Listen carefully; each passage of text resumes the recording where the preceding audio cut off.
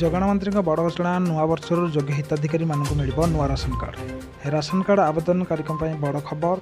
नववर्ष समस्त योग्य हिताधिकारी मिल नुआ राशन कार्ड। से नवेम्बर मास सुधा EKYC जांच सर।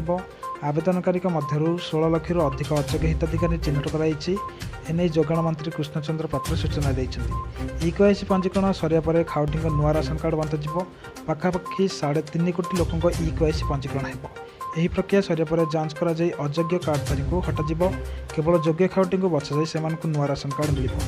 जो मैंने EKYC करना से जांच कर स्वतंत्र टीम घर घर बुली व्यक्ति कहीं EKYC करना अनुधान करेंगे। मृत्यु पर भी जो हिताधिकारी नाम रही कार्ड जहाँ को भूत कार्ड कहुच्छी यही कार्ड आसुवा राशन बाटमारण होगुड़ी कड़ाकड़ी भाव जांच कर एवं काटी दी जाइए। अयोग्य हिताधिकारी मानक काटिया पर खाली पड़ुवा स्थान में नुआ हिताधिकारी जोड़ नुआ राशन कार्ड मिल।